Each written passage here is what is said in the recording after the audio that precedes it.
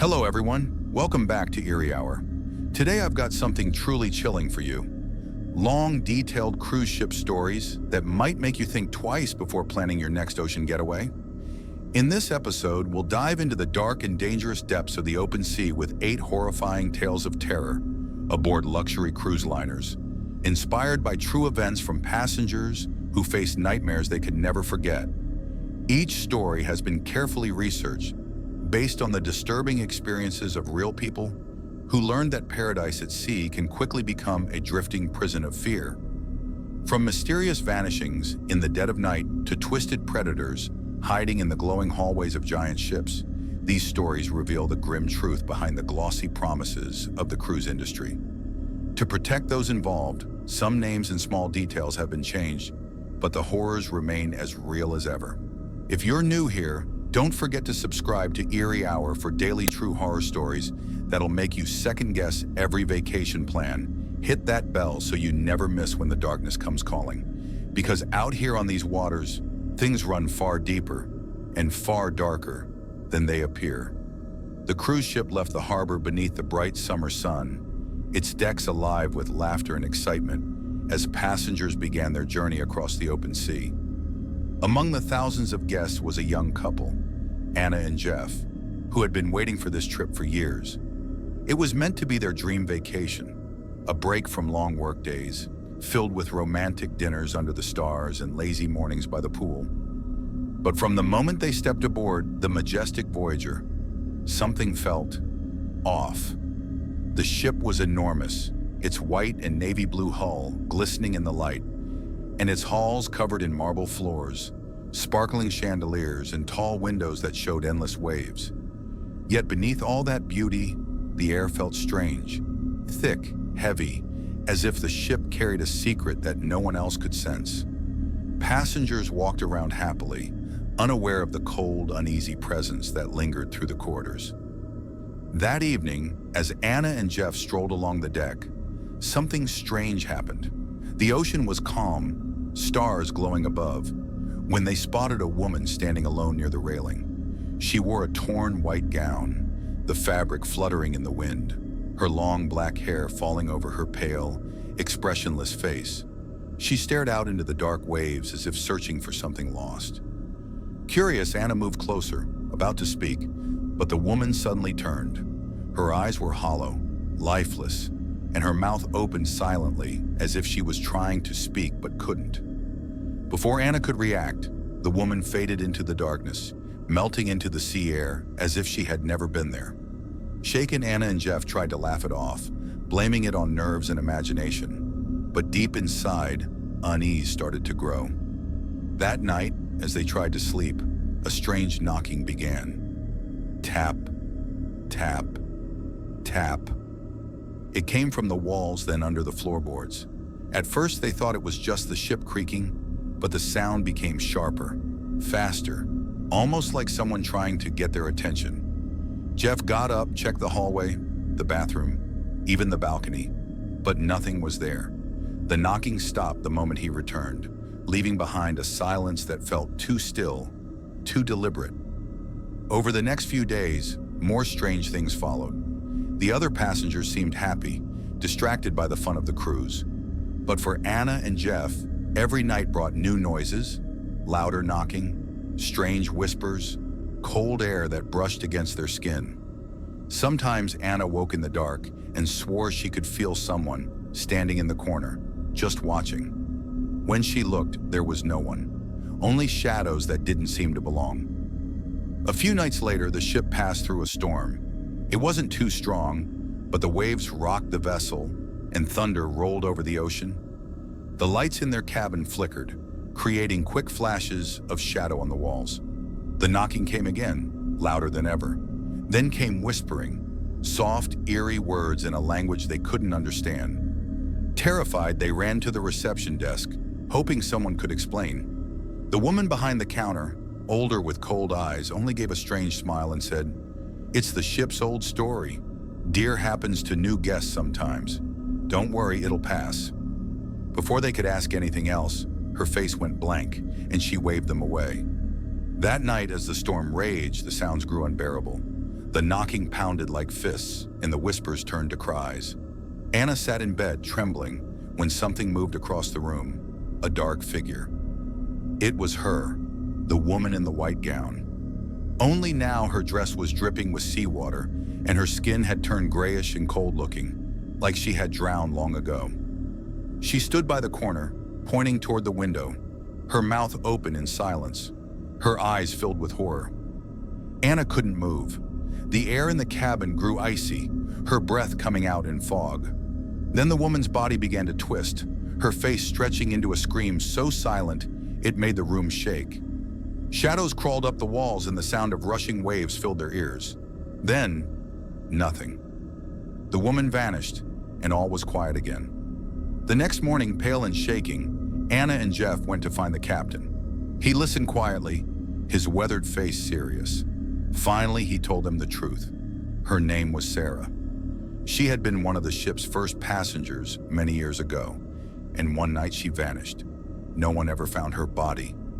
The captain said some believed she fell overboard, but others thought something far worse had taken her. The ship had a history, he admitted, stories of passengers who disappeared without reason, crew members who swore they saw shapes in the fog or felt unseen hands brushing past them. Some said the ship was haunted by those lost to the sea. Others believed something darker lived beneath the waves, feeding on fear.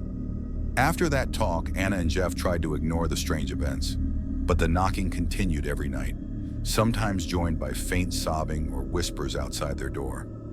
And every night, the pale woman reappeared for just a moment, always silent, always pointing toward the ocean. When the cruise finally ended, the ship docked without trouble, and they disembarked. But neither of them felt relief. Even back home, the sound followed them, soft knocking against their walls late at night, a chill in the air when no windows were open. Sometimes Anna would wake to faint whispers calling her name, and when she closed her eyes, she could still see that woman standing on the deck, her gaze fixed on the endless sea, waiting for someone to finally listen. Next story. It was a quiet night. The sea spread endlessly around the luxury cruise ship, the Neptune's glory. Everything seemed perfect. The guests sipped cocktails by the pool, music played softly, and laughter floated in the breeze. Yet beneath the joy, there was something wrong. A cold uneasiness hung in the air, something that couldn't be explained. The ship had left Miami days ago, and at first all seemed fine. Then strange things started happening. People began hearing faint whispers in the hallways, soft enough to doubt they were real crew members. Usually cheerful, started avoiding eye contact, speaking in hushed tones. Some entertainment shows were suddenly canceled, and the captain stopped appearing in public altogether. On the fourth night, a few passengers gathered in the lounge after dinner. They had heard rumors of weird events on past trips, but thought they were just stories. One man, Daniel, spoke up. He said he had found a door left open on the upper deck, one that led to the ship's lower maintenance areas, where guests weren't allowed. Out of curiosity, he went inside. The hallway was dim and quiet. Then he heard something, crying, a woman's voice, soft and distant. When he checked the rooms, they were empty. No sound, no people, just darkness. The group went silent, unsure if they should laugh or be afraid. When the waiter serving them suddenly dropped his tray, his hands shaking, the laughter stopped completely. Later that night, fog surrounded the ship so thick it swallowed the stars. The loudspeakers crackled, but the voice that came through didn't sound normal. It was the captain, distorted, echoing, like he was speaking underwater. "I think we're lost," whispered a woman named Margaret. "We're in the Bermuda Triangle." The others tried to joke, but their smiles faded fast. The ship began to slow down, as though the sea itself was pulling against it. By morning, several passengers had vanished. A dozen gone without a trace. Rumors spread fast. Some said they saw ghostly shapes in the fog. Others said they heard footsteps behind them, only to find no one there. On the third night, 3 friends, Chris, Emily, and Hannah, decided to uncover the truth. They had heard the whispers near that same forbidden corridor Daniel mentioned, and they wanted answers. It was after midnight when they found the door. The hallway beyond was dark. the air cold and stale. Their lights flickered as they walked deeper. Then came the whispers again, soft at first, then louder, like many voices speaking at once. Suddenly, a figure appeared. It looked like a man at first, but as it stepped closer, they saw it wasn't alive. Its skin was gray, its eyes hollow. It lifted a shaking hand and pointed straight at them. They ran, but when they turned back, the door was gone, sealed by darkness. Their lights died. In panic, they stumbled into another room, cold and silent. Inside, they saw them. Bodies of old passengers, their eyes open but lifeless, faces frozen in silent terror.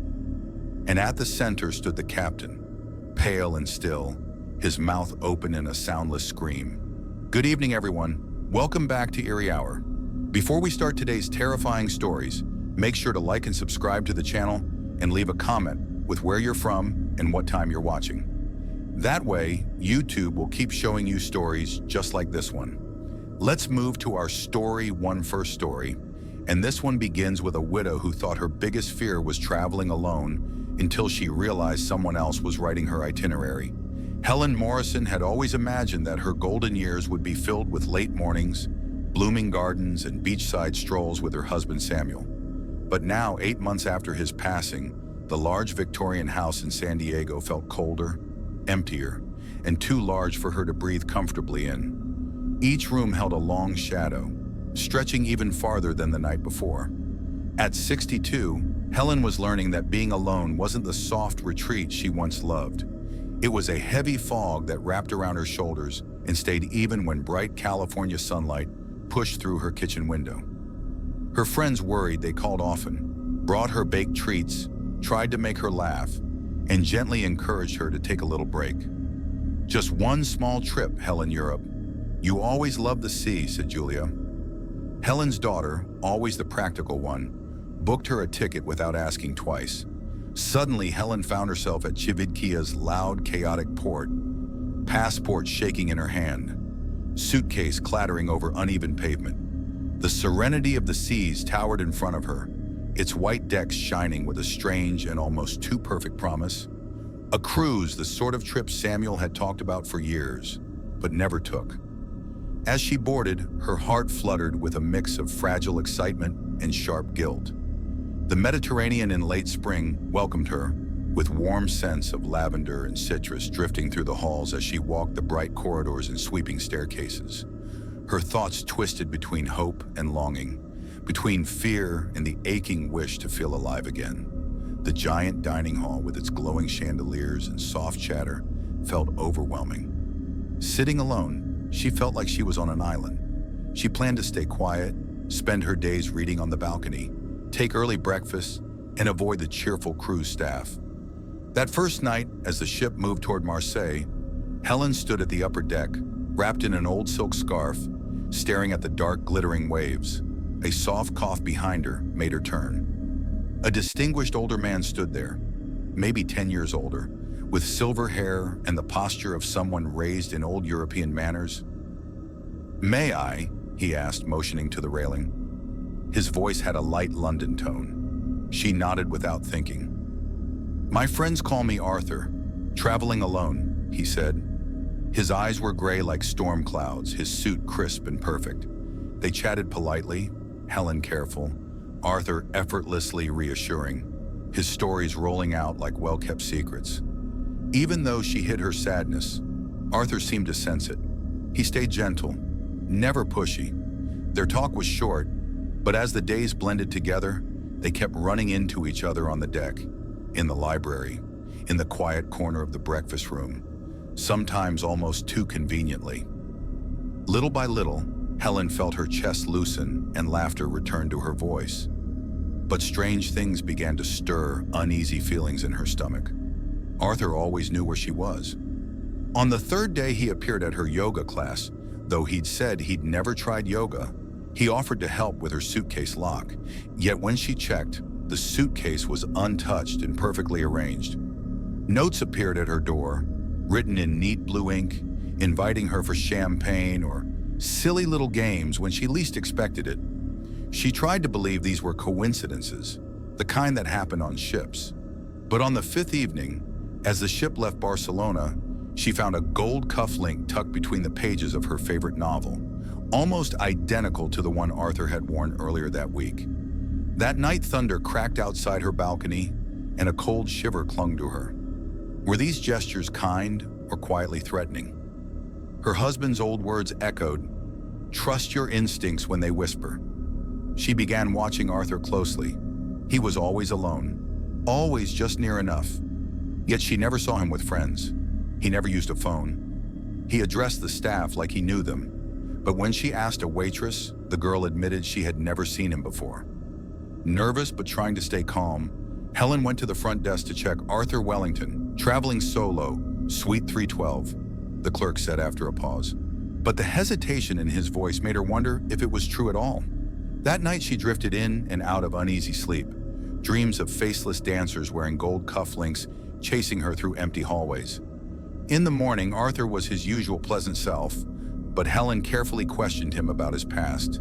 His answers were smooth but blurry, just vague enough to feel wrong.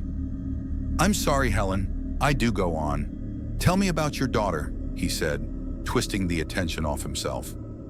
Helen's smile tightened as she shared only vague details. Later in the library, she heard whispering near a staff door. A young housekeeper noticed her and hurried over. "That man with you?"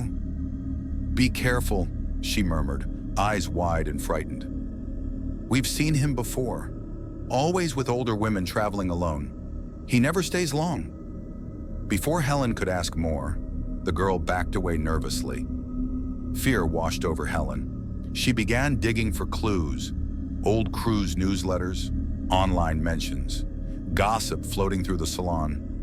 A name showed up, Arthur Wells, a suspected scammer who preyed on widows on European cruises, victims left with lost money, missing jewelry, sometimes worse injuries. Nothing had ever been proven. Helen's breathing quickened. She searched her luggage, her safe, everything, and realized Arthur somehow knew her cabin number from the start. She tried to remember when she told him, but she never had. Her habits changed instantly. She avoided empty halls, stayed in crowds, kept her guard up.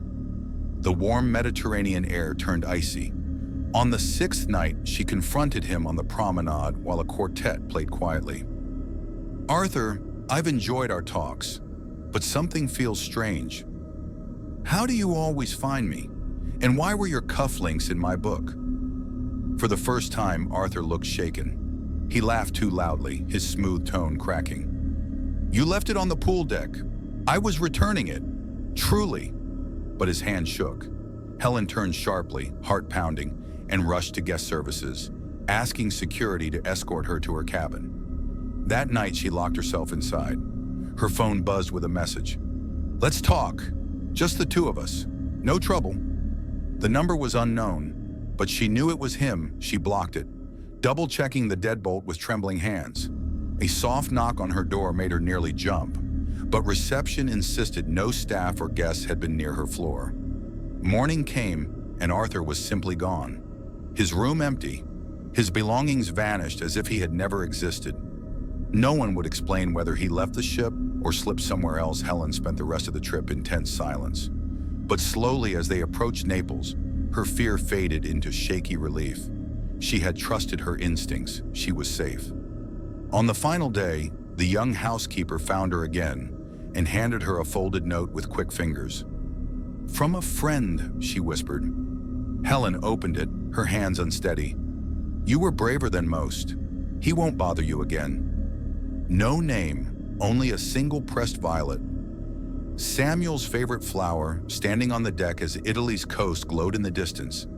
Helen felt three things blend inside her: grief for the love she'd lost, pride for her strength, and a new spark of hope for her future.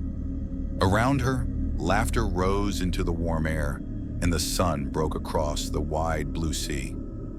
This time, Helen let herself enjoy the moment, not as someone lonely, but as someone finally free.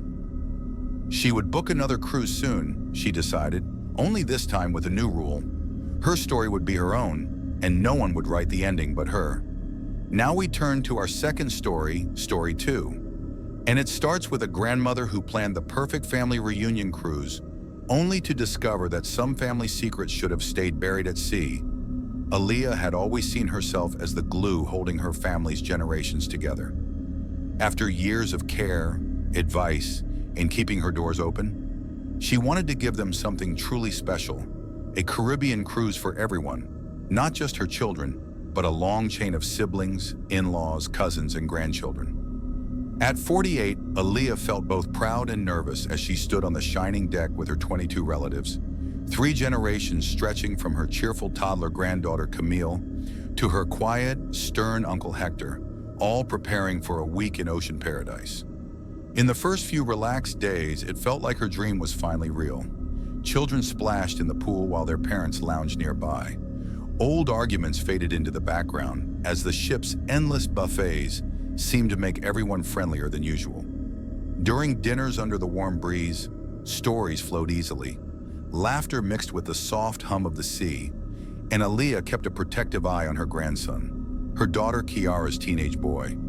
At 16, he was gentle and thoughtful, always helping little Camille and chatting about big ideas with Uncle Hector.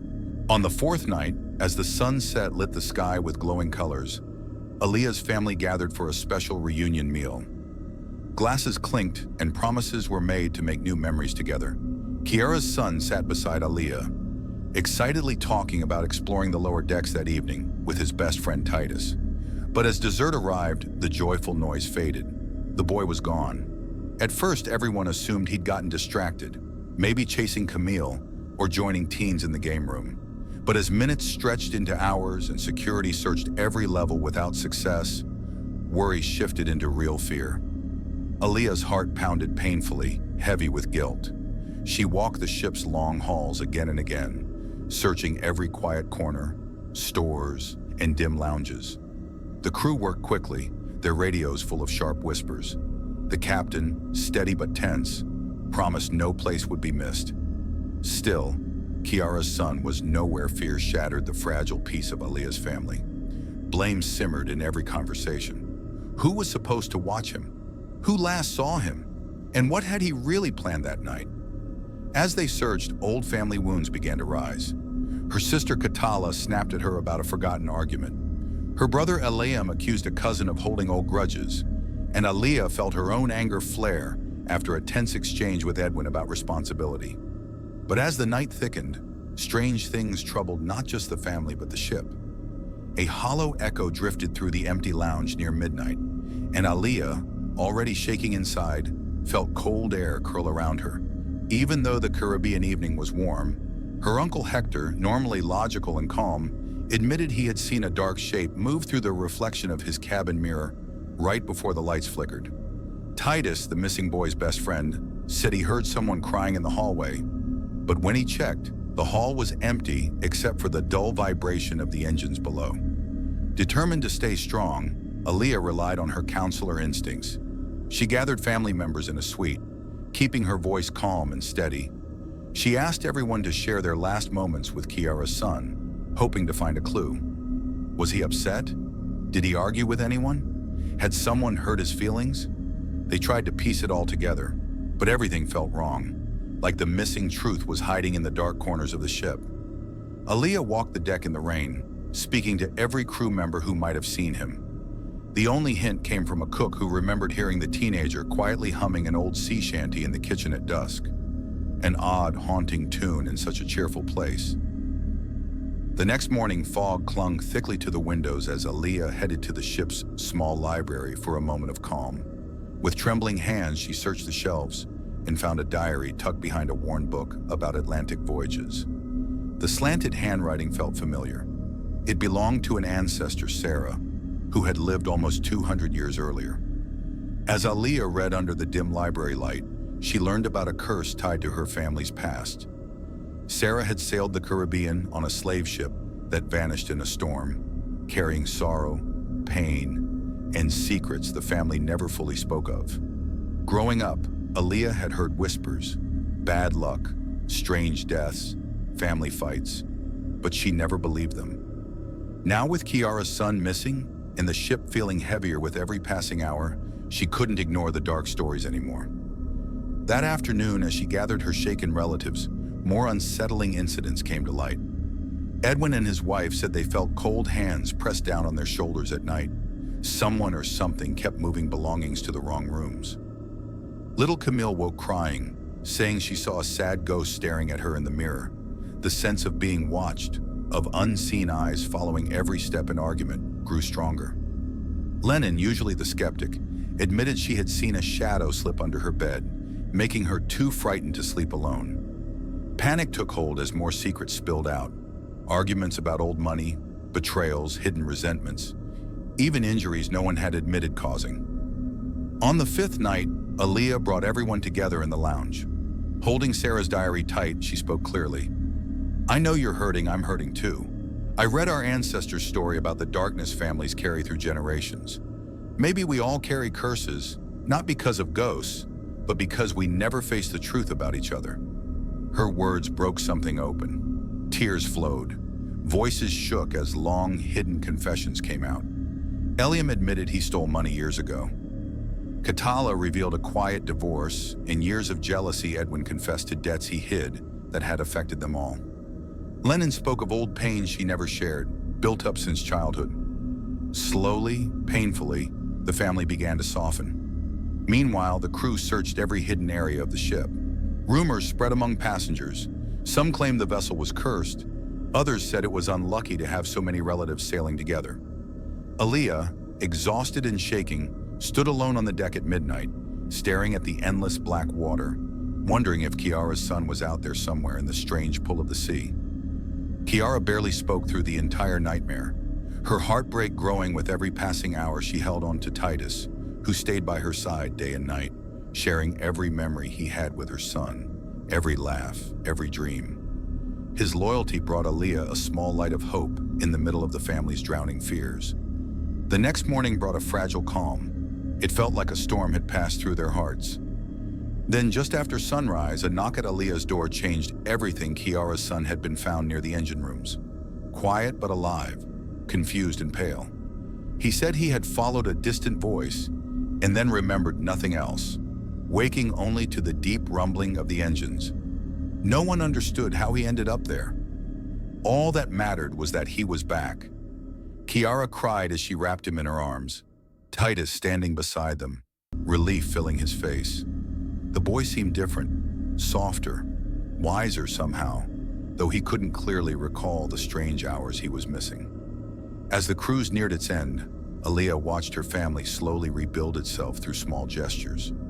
Whispers of apology, gentle hugs, shared moments of comfort. The reunion hadn't been the joyful week she had imagined, but it had brought understanding and truth. Hector, the family elder, offered forgiveness that lifted a heavy weight from everyone. Little Camille seemed lighter too, playing happily again as the ship returned toward home. Aaliyah spent her last evening alone, writing notes she hoped her grandchildren would someday read.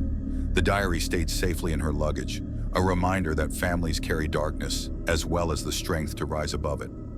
On the dock, as the family prepared to leave, Aaliyah hugged Kiara's son tightly.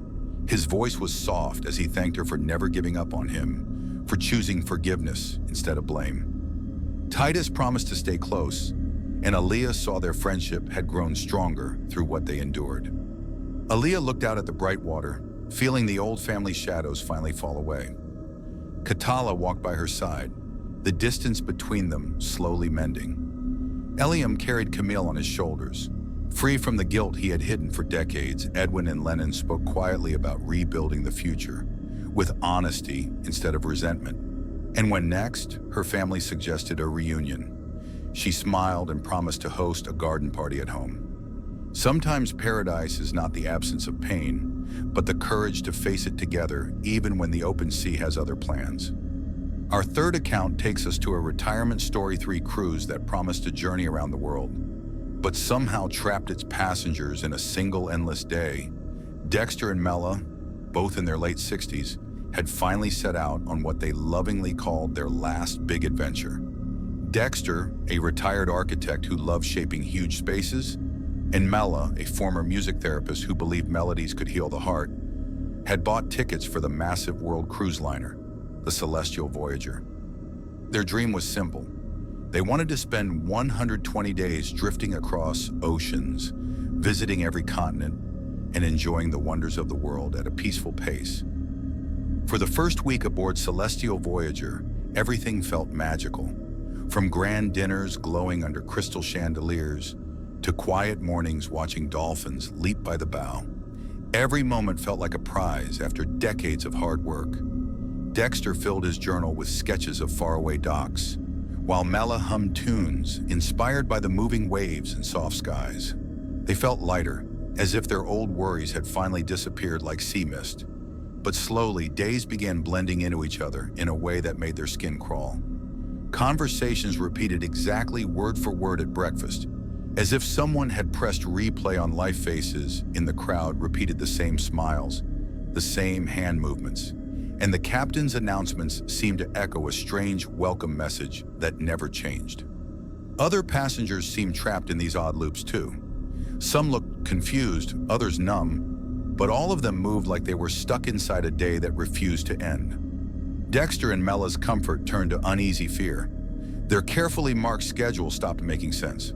Maps of visited ports changed in tiny ways during the night, and dreams soon bled into daytime. Dreams filled with storms, drowning voices, and lands that were never found. More travelers shared stories of reliving old mistakes, regrets they thought they'd left behind, all of them drifting together in waters where time felt twisted. Troubled, Dexter buried himself in his sketchbooks, drawing hallways that didn't stay the same size or shape. Growing longer or bending into odd angles, overnight, Mela felt her own music shift. Melodies stretching too slow or snapping too fast, as if they were no longer part of normal time. They became desperate to understand, to escape the strange trap closing in on them during what was supposed to be their golden years. Wandering the repeating hallways, they met Samuel, a retired geologist whose trembling hands told his fear before he even spoke. He described his own nightmare, moments repeating without answers, a life paused in a strange loop. Beatrice, once a praised dancer, shared her disturbing story of performing the same ballroom routine every sunset. Unable to step off the dance floor, trapped with music that never ended. The couple's marriage, already strong from decades together, deepened further inside this unreal drift through repeating time. They revisited memories they'd buried for years. Unfinished apologies and forgotten dreams suddenly returned with haunting clarity, demanding to be faced before time itself erased them. Mela's music grew heavier and sadder, while Dexter's architectural drawings twisted into strange shapes. Beautiful but broken at the same time, days melted into weeks. Or maybe it was the same day repeating endlessly. They no longer knew. The ship's clocks moved, but time itself felt frozen. Passengers aged not by passing days, but by the weight of replaying the same experiences. Some accepted it as a strange kind of peace. Others broke under the strain. Every person aboard had begun to change.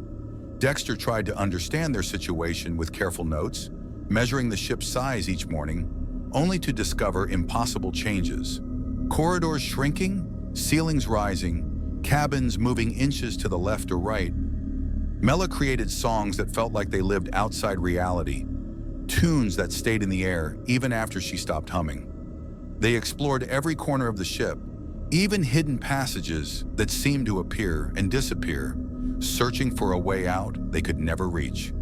The supernatural part of their nightmare became impossible to ignore when shadows started drifting on their own, sliding away from the bodies that should have cast them. Reflections in mirrors began showing scenes from their past. Moments replayed endlessly, like memories refusing to rest. Mela watched her younger self guiding children through therapy sessions, singing the same songs on repeat.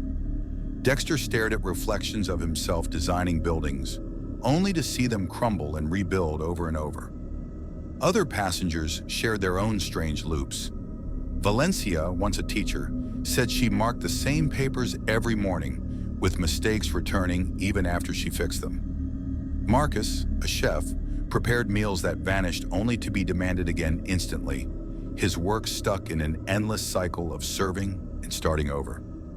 The emotional strain grew heavier as Dexter and Mela realized they weren't just stuck in time. They were facing the deepest fears of their lives. What meaning did life hold if everything repeated?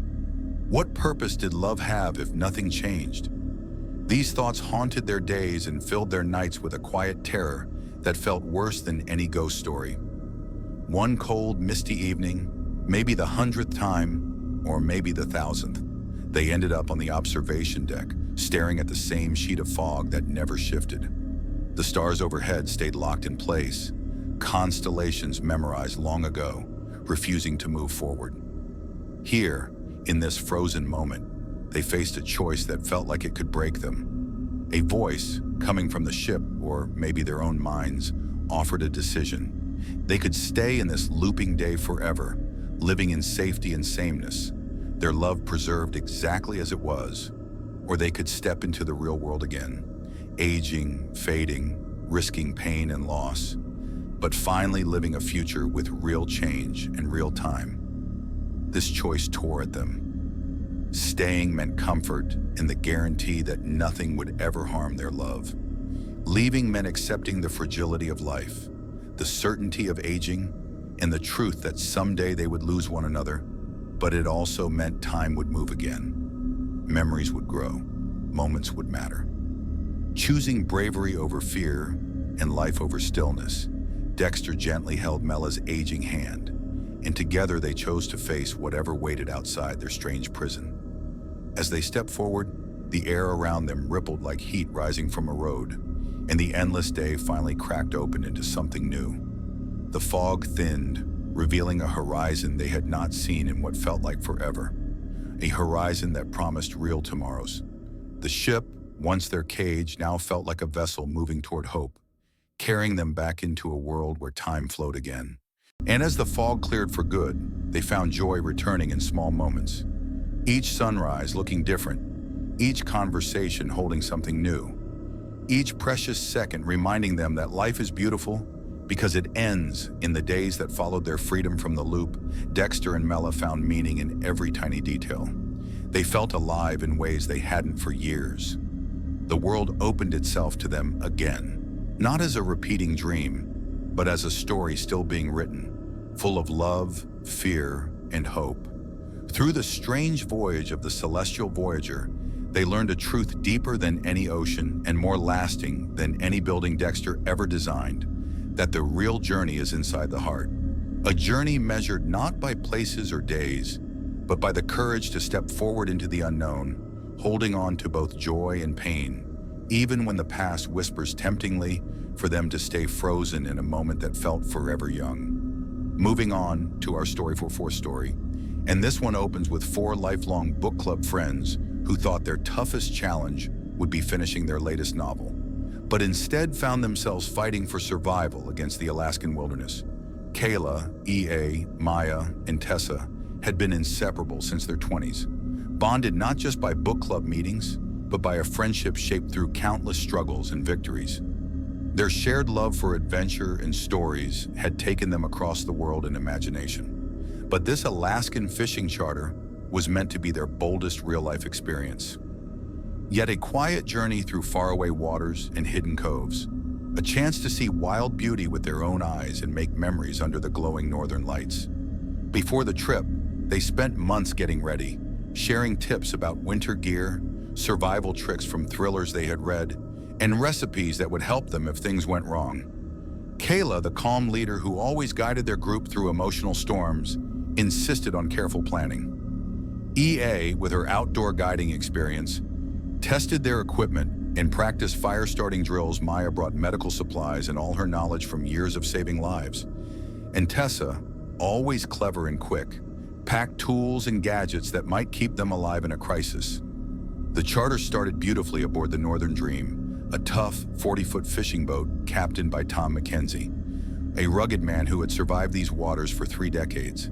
They traveled along sharp, icy coastlines, sipping hot cocoa while whales rose from the ocean like giants and stared at ice gleaming like diamonds under the dim Arctic sun. Their evenings were filled with laughter, reading old adventure books together, and late-night walks under the glowing auroras that painted the sky. But on the 4th night, a furious storm slammed the region like something alive.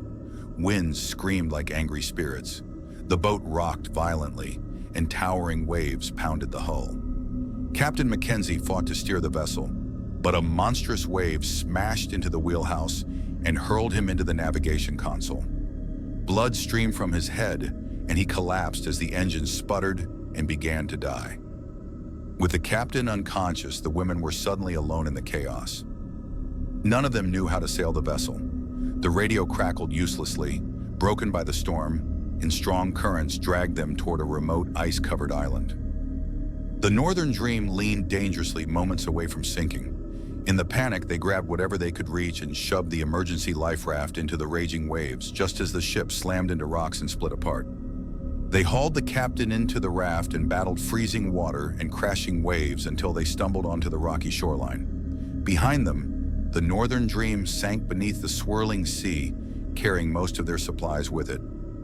Captain Mackenzie briefly woke on the beach, only long enough to whisper that no rescue would come. He hadn't filed a plan for this isolated area, keeping his best fishing spots secret. Then he passed out again, leaving the four women to face the wilderness alone with whatever scraps they had saved. Surrounded by ruthless cold beneath a low, stormy sky, they stepped into a survival nightmare they had only read about in fiction. The island was a cage of harsh forests, low, twisted pines, frozen ground that cracked loudly under their boots, and jagged rocks cutting through layers of snow. The chilling wind sliced even through their thickest clothes. Their instincts, sharpened by years of reading survival stories, surged into action. Kayla took control, organizing shelter and rationing their few supplies. EA searched for firewood and fresh water, her outdoor experience a lifeline. In the brutal landscape, Maya set up a small medical area, doing her best to clean the captain's wound and care for their injuries. Tessa, trying to keep their hope alive, explored the area for safer routes and turned beach scraps into makeshift tools. But all their preparation still wasn't enough for the island's cruelty. The temperature dropped far below freezing even in daylight, their breaths forming icy clouds. Wolf cries echoed through the forest with eerie timing, yellow eyes shining from the tree line, and huge bear tracks circled their campsite. One frightening afternoon, a massive grizzly appeared at the edge of camp, and they barely drove it away with flames and desperate shouting. As days stretched into a week, stress tightened around their group like a vice. The cold, hunger, and fear chipped away at their patience. Old arguments resurfaced. Kayla's controlling nature sparked tension. Tessa's hopeful attitude clashed with EA's blunt practicality. Maya's attempts to keep them calm sometimes felt strained and forced. Caring for the injured captain made everything even heavier, but just when their friendship felt like it might shatter, memories of their past together pulled them back. Maya's heartbreak during her divorce, EA's troubles with her daughter, all the times they had lifted one another through life's worst storms. These shared histories kept them from breaking. During one desperate search for supplies, Maya stumbled across unsettling signs of people who had been stranded before them. Empty food cans, a water-damaged journal filled with frantic notes, and carvings on trees warning of strange things on the island. Voices in the wind and shadows that moved on their own. The find chilled them more than the freezing air. Ghost stories they once laughed about suddenly felt dangerously real. Their nights turned frightening. Strange noises echoed in the darkness. Footsteps crunched through the snow though no one was walking. Distant voices whispered names, sometimes sounding eerily familiar. Dark shapes slipped between trees, disappearing whenever anyone tried to look straight at them. The women huddled together at night, their trust strained by hunger, fear, and the sense that something unseen was watching them. When Captain Mackenzie finally woke enough to speak, he confirmed their fears. They were on one of the most isolated islands in the region, far from all routes. Their only hope was to reach an abandoned weather station on the far side, which might still have emergency equipment. The journey was brutal. Supporting the weak captain, they crossed dangerous ravines where one wrong step meant disaster. They pushed through forests where predators stalked them and walked along exposed ridges where icy winds froze their skin within seconds. The trek felt endless, filled with near-deadly falls, close calls with wild animals, moments when they thought they were going in circles, and the constant fear that they might die without ever being found. But after what felt like an eternity, they finally saw the old weather station through the trees, its metal walls battered but still standing. To their shock, the emergency radio still worked. Their distress call brought the Coast Guard rushing through the icy waters and frozen winds. When the helicopter finally appeared, the 4 women and the badly injured captain collapsed into tears, their nightmare finally over. Back home, safe in warm houses, their weekly book club gatherings gained new meaning. The adventure books they loved now felt heavier, filled with truths they had lived through. Their bond had grown unbreakable, forged through fear, courage, and the brutal heart of the Alaskan wilderness. They knew their greatest stories weren't found in novels, but engraved forever in their shared fight for survival, their trust in each other, and their memories of a land both beautiful and merciless. Our 5th tale brings us to a couple who,